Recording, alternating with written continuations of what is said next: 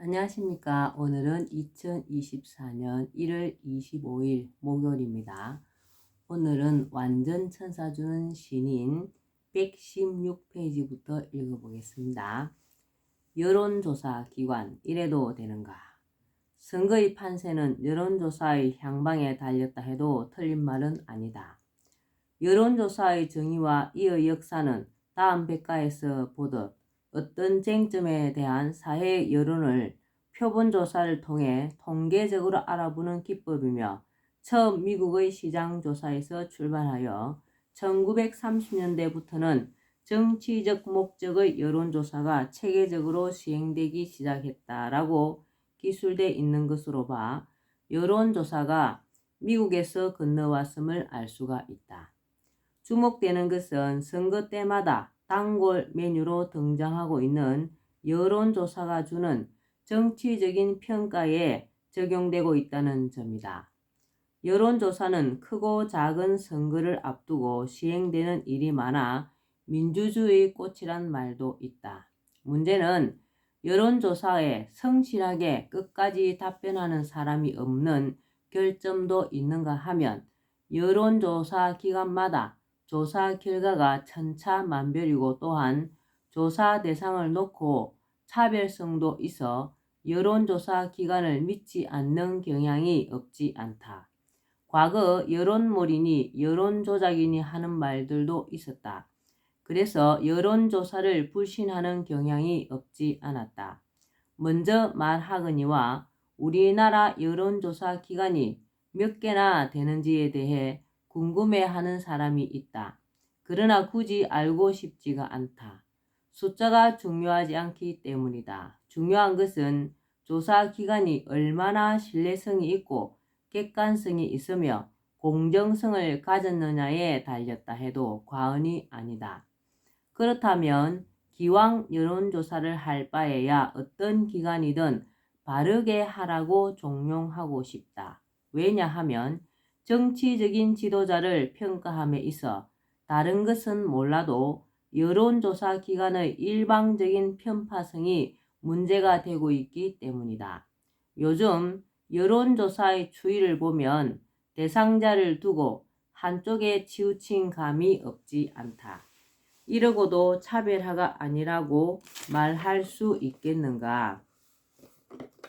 여론조사의 대상자는 정치인이 주를 이루기 때문에 넣어야 할 사람이 있는가 하면 그렇지 않은 사람도 있다. 지난날 모 검찰총장의 경우 엄격히 말해 당시만 해도 정치인도 국회의원도 아닌 공무원의 신분이어서 대상에 포함함은 적절치 않으며 본인도 사양하고 있지 않았는가. 여론조사의 대상자 결정 여부가 조사 기관의 고유 권한인지는 모르지만 사회 통념상 비중 있는 정치인의 여론을 조사함이 바람직한 것이고 보면 정당의 대표직은 국민의 알 권리 차원에서라도 포함시키는 것이 맞다. 민주주의 정치의 요체는 정책 대결이 아닌가. 정책 제시가 두드러진 후보를 배제함은 상식적으로 이해가 가지 않는다. 후보자의 숫자도 예외일 수가 없다. 현재 의석은 없어도 후보자를 많이 배출했다면 문제는 달라진다. 왜냐하면 소속 정당에서 출마자가 많음은 당의 선호도와 정치 성향이 그만큼 높다는 것을 말해주기 때문이다. 그럼에도 불구하고 선관위는 기준의 잣대가 무엇인지 이에 대한 해명도 없고 침묵으로 일관하고 있다. 그리고 선관위는 선거의 공정성을 책임질 의무가 있다. 그러나 무슨 이유에서인지 공정성을 찾아볼 수가 없다. 민주주의 사회에서 이러고도 고의성이 없다고 하겠는가? 이는 공직선거법에도 위배가 된다. 뿐만 아니라 국민들은 모든 후보자의 여론조사에 대해 알 권리가 있다. 하물며 이의 보장책이 없다는 것은 선관위의 권위를 스스로 추락시키는 행위가 아니겠는가. 선관위는 신뢰가 생명이다. 따라서 선관위가 국민으로부터 지지를 받기 위해선 권력의 눈치를 보지 않아야 하고 엄정 중립을 지키는 등 주어진 부분을 다 해야만 한다. 후보자는 그 대상이 누구든 검증이 필요하다. 그러기 위해선 사전 여론조사를 차별 없이 철저히 할 필요가 있다. 그런데도 화제의 중심에 있는 국가혁명당 허경영 명예대표를 여론조사의 대상에서 배제함은 TV 토론에 참여하지 못하도록 하거나 제한하기 위한 전 방위적인 술책이 아닌지 심히 의심스럽다. 중앙선관위에 중앙선거 여론조사심의위원회가 설치돼 있다고는 하나 하는 일이 무엇인지 묻고 싶다. 허 총재의 행적을 가늠해 본다. 그는 1970년경 약 10년간 박정희 대통령의 비밀정책 보좌역을 맡았고 1992년에는 서울 은평구에서 시의원에 출마하여 전국 최다 득표를 하였으며 2021년 4월 7일 서울시장 보선 때는 득표 순위 3위를 마크했다. 또한 그는 정치적 예언서라 할 수 있는 3.3 정책을 내놓은 데다 대통령에 3번씩이나 출마하였으며 지난 4.15 총선 때만 해도 257명의 후보자를 배출하고 정당 중에서 여성 후보를 가장 많이 내므로써 선관위로부터 8억 원이 넘는 국가보조금까지 받았다. 세금만 해도 그렇다. 그는 2019년 약 32억 원, 2020년 약 40억 원의 종소세를 냈다. 정치인 중에서는 단연 1위이다. 누가 봐도 명분은 차고 넘치며 이쯤 되면 애국자라 할 수 있다. 그럼에도 불구하고 이런 공당의 대표를 의석수가 전무하다는 이유만으로 여론조사에서 배제함은 속아 웃을 일이며 또한 민주주의의 상식을 의심케 하는 어불성설이 아닐 수 없다. 허 총재는 지난 서울시장의 보선 때 다른 후보자와 똑같이 기탁금을 낸 바 있다. 그런데도 누구는 되고 누구는 되지 않는다는 말에 말이 될 법한가. 몇 개월 뒤면 대통령 선거를 치른다. 이번에도 그럴 것인지 국민들은 지켜보고 있다. 거듭 말하지만 다른 군소정당의 대표는 몰라도 허 총재만큼은 반드시 여론조사 대상에 포함시켜야 한다. 그렇지 않은가? 난 이의 관철을 위해 2021년 1월 27일 국가혁명당의 밴드에 글을 올렸다. 그 결과 전국의 허경영 지지자들이 나서서 릴레이식 1인 피켓 시위를 펼치는 단초가 됐고 이를 계기로 관심 있는 분들이 뜻을 모아 청와대에 국민청원을 하기에 이르렀다. 꼭 이렇게 해야만 하는가? 이는 후진국가 같은 정치적인 민낯을 보여주는 모양새여서 서글프기 그지없다. 선관위와 여론조사 기관의 각성을 촉구한다.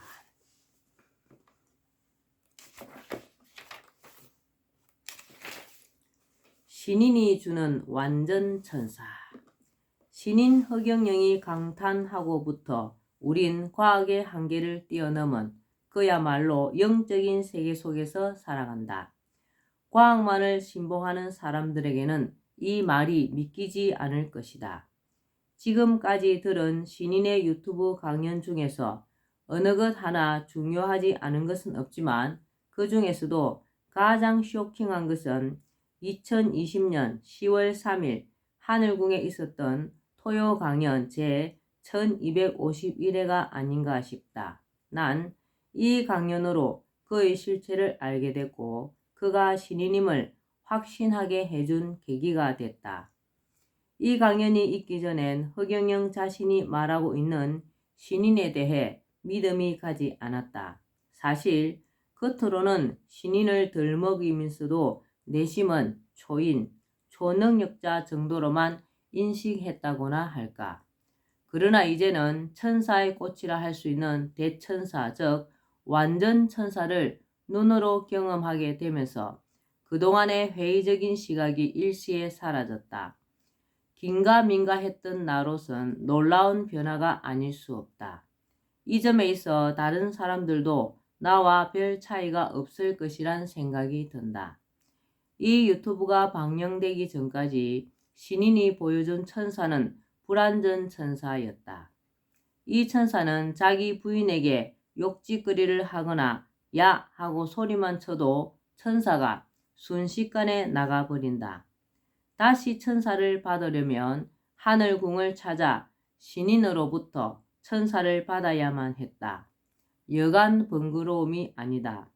신인은 여태껏 인간에게 완전 천사를 주지 않았다. 왜 그랬을까? 이유는 한마디로 말해 인간을 교육시키기 위함이었다.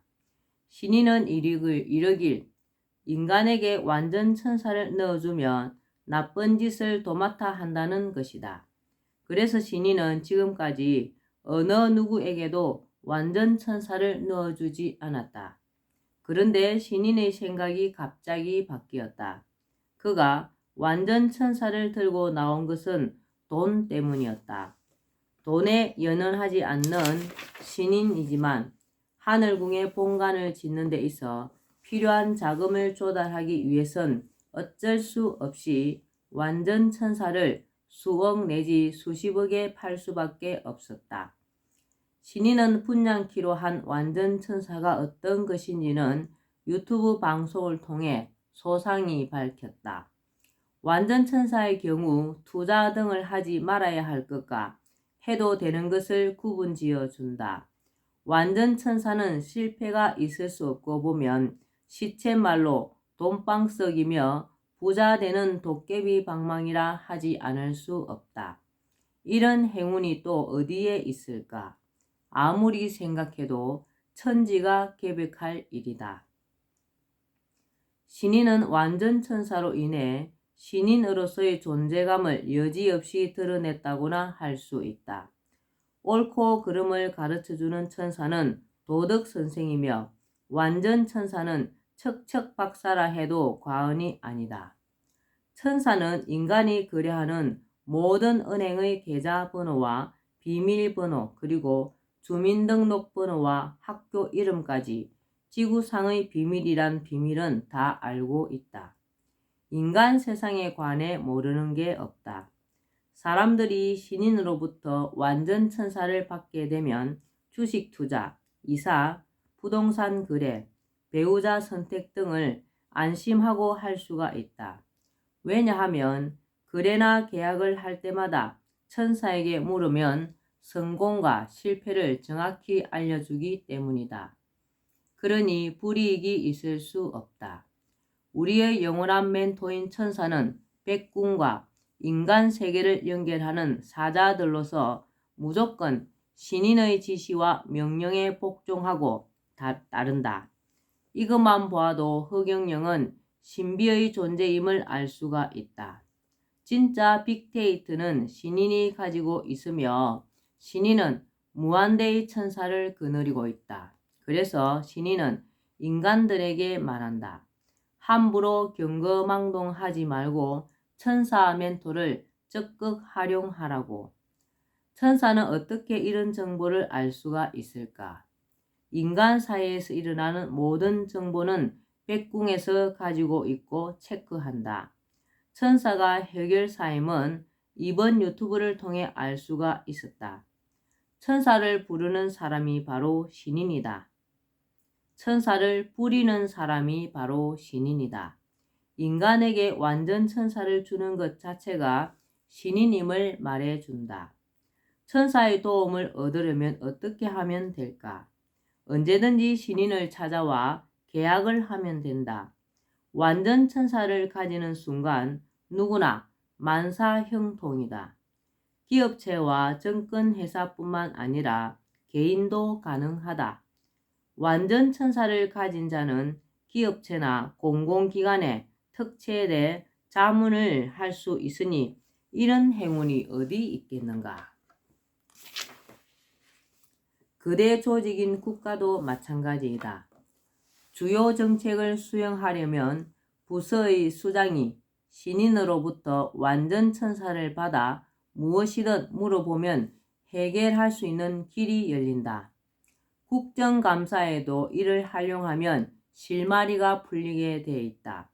완벽한 천사가 하는 일이어서 시행착오는 촌치도 있을 수가 없다. 네, 완전 천사가 이렇게 중요하고 좋습니다. 오늘은 완전 천사 주는 신인 여기까지만 읽겠습니다. 오늘도 건강하시고 복 많이 짓고 흑행령을 많이 부르는 행복한 하루가 되시기 바랍니다. 감사합니다. 흑행령, 흑행령, 흑행령.